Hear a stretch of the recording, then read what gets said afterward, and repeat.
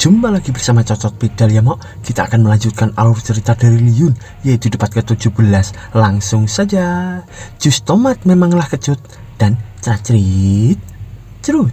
Pada part kali ini kita diperlihatkan Liyun Soswali bersama Lisue di depan rumah dari Liyun itu. Dan di sana Liyun pun berkata, aku tidak ingin mati. Kalau aku tidak memperhatikan, aku akan menemuinya lain waktu.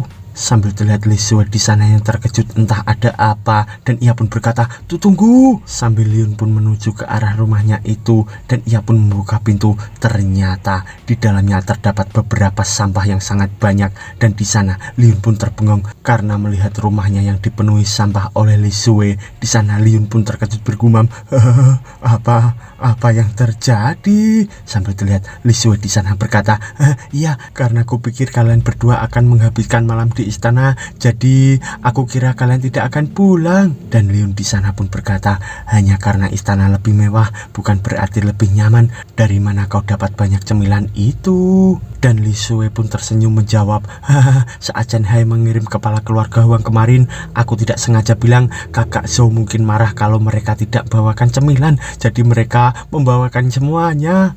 Bagaimana? Aku pintar kan tuan? Sambil terlihat mereka berdua yang hanya terdiam. Lalu tiba-tiba tangan dari Liyun pun menyentil kepala dari Lisue itu, hingga Lisue di sana pun kesakitan. Dan Liyun pun berkata, pintar menipu.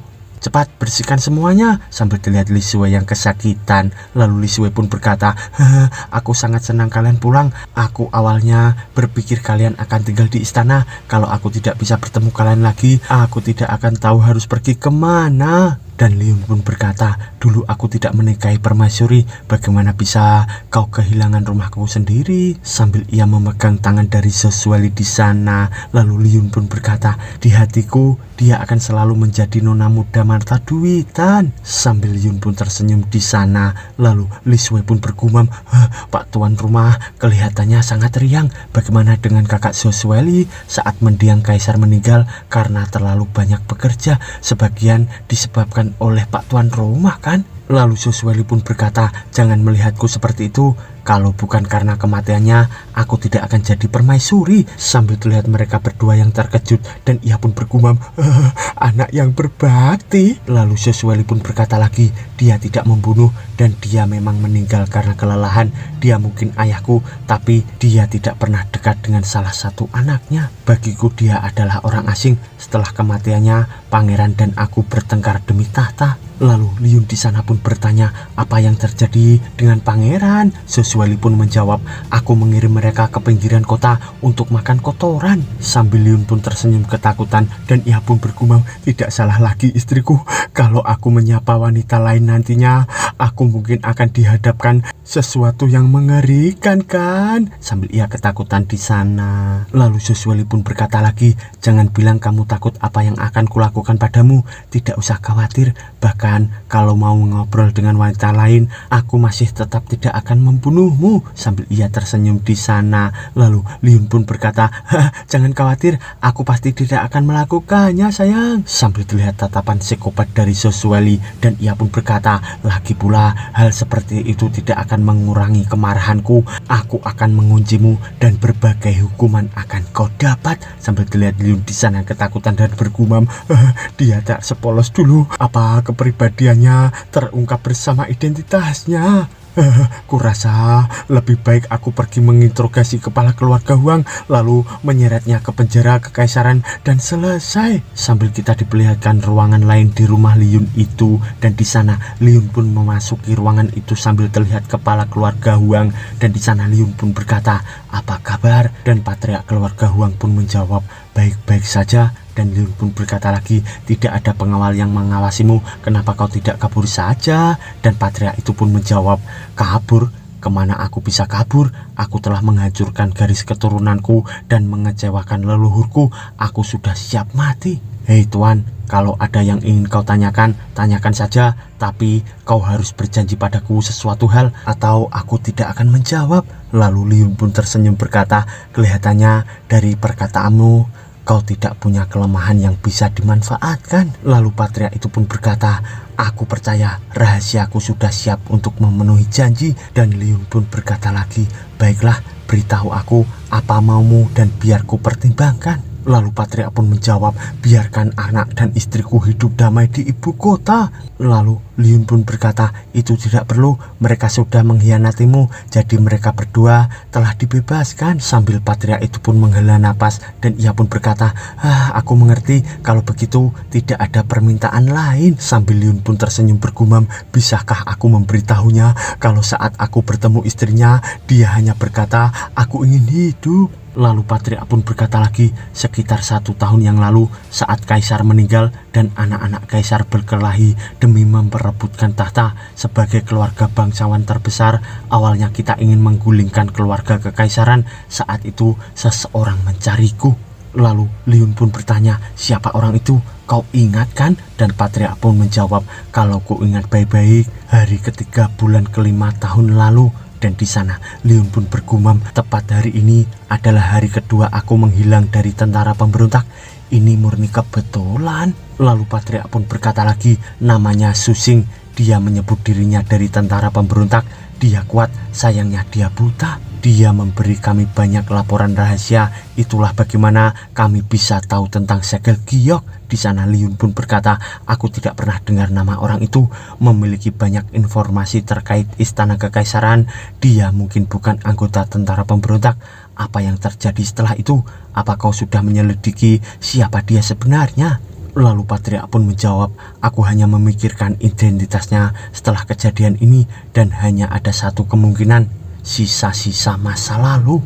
Dan Liun di sana pun bertanya, Dagan memiliki lebih dari 1000 tahun sejarah. Sisa masa lalu apa yang kau bicarakan? Patria pun menjawab, generasi itu memang sudah mati, tapi keturunannya masih berpikiran untuk mengembalikan negara mereka. Dalam 1000 tahun ini, mereka sudah membanggakan kekuatan mereka. Kekuatan ini mungkin tidak sebanding dengan Dagan, tapi mereka punya keuntungan besar. Mereka bisa bekerja dengan Behuang dan Nanman. Lalu Liun pun berkata, tidak mungkin pemimpin Behuang bekerja sama dengan sekelompok penjahat. Yang tersisa hanya Nanman. Mereka sudah mengincar tanah subur Dagan sejak lama. Lalu Patria pun berkata lagi, dan berdasarkan orang itu, dia juga bekerja sama dengan anggota tentara pemberontak. Itu yang ku tahu. Lalu Liun pun berkata, sisa-sisa masa lalu telah kembali dan dia bekerja sama dengan Nanman dan tentara pemberontak. Terima kasih atas kerjasamamu. Aku pastikan akan mencari Algojo yang ahli. Sambil ia tersenyum di sana, lalu kita diperlihatkan Patria itu yang hanya terdiam memandangi Liun yang pergi. Lalu kita diperlihatkan Liun yang berdiri di hadapan pintu itu dan ia pun bergumam, anggota yang terkait dengan hancurnya keluarga Li Shui. Tapi kenapa dia melakukan itu? Tapi tiba-tiba Li Shui berlari sambil berkata, Pak Tuan Rumah, ada masalah. Banyak keluarga bangsawan yang tiba-tiba mengirim hadiah untuk pernikahan kalian. Dan mereka juga menyebutkan kalau seluruh bangsawan Dagan akan menyelenggarakan pernikahanmu dan kakak Sesueli. Di sana Liun pun berkata, rencana sekelompok bajingan itu, apa mereka berniat mengadakan eksekusi publik? Sambil kita diperlihatkan kediaman dari Liun itu, dan ternyata di dalam rumah Liun terdapat beberapa hadiah yang berserakan. Di sana Li Shui pun berkata, Pak, barang-barang ini kualitasnya tinggi, punya salah satu saja cukup untuk memberi makan warga seumur hidup. Kenapa Anda marah soal itu? Lalu Liun di sana pun menjawab, sekelompok bangsawan itu bukan tidak bersalah seperti yang terlihat. Reputasiku di ibu kota masih benar-benar buruk. Warga akan mengira kalau aku iblis penghisap darah.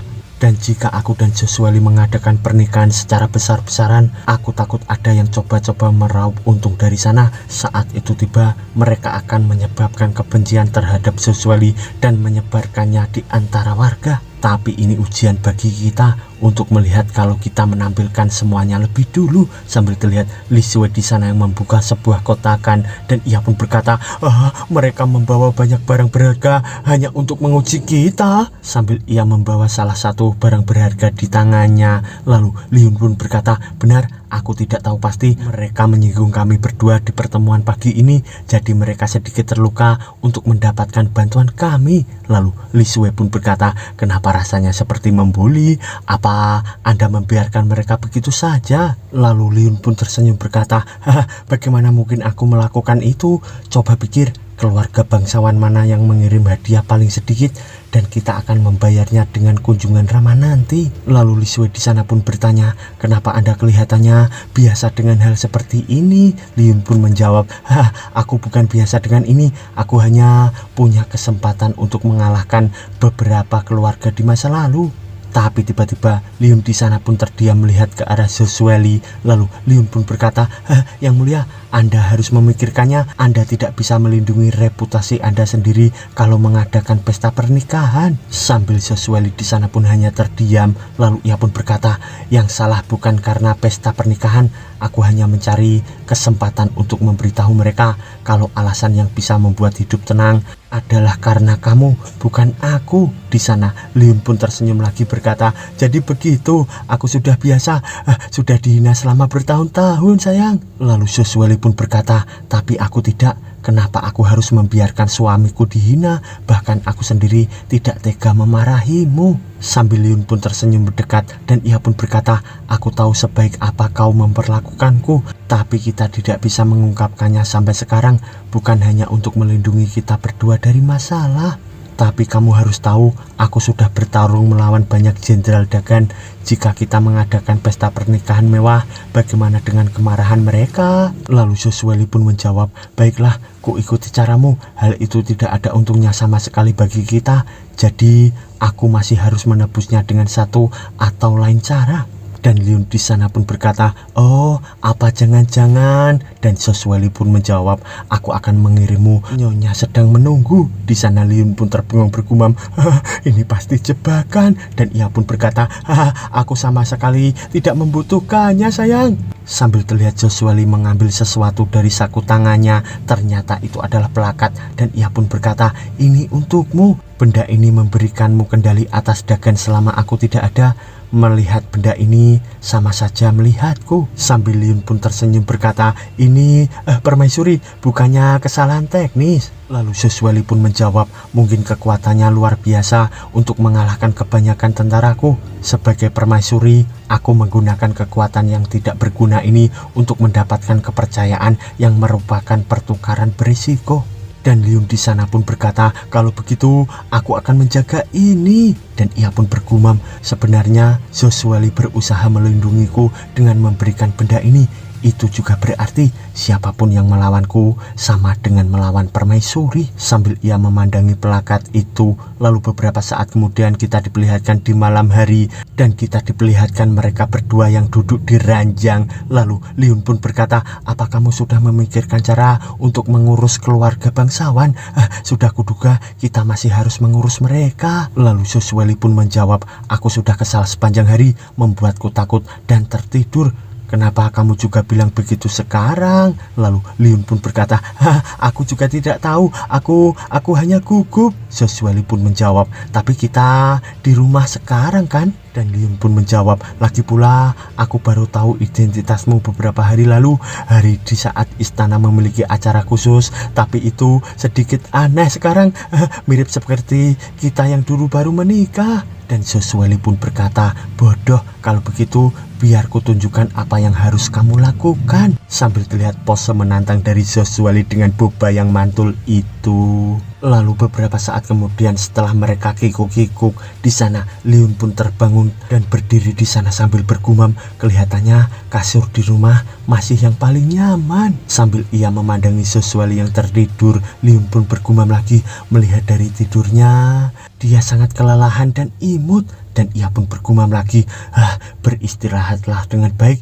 biar aku yang menangani masalah ini sendiri. Sambil ia pergi dari sana. Lalu kita diperlihatkan Liun yang melompat dari rumah ke rumah. Dan di sana ia pun bergumam, pasti bekerja sama dengan keluarga lain. Hanya bisa dikatakan pasti ada mata-mata yang bekerja di dalam. Sambil terlihat rumah di sana dan Liun pun berkata, aneh, kenapa penjaga gerbangnya? Tapi tiba-tiba dari belakangnya terdapat seseorang yang berkata, terlambat, kenapa kau datang di jam segini? Ternyata itu adalah Chen Hai dan ia pun berkata lagi, jangan berharap kau bisa seenaknya dan berlaku tidak sopan hanya karena hubunganmu dengan Yang Mulia.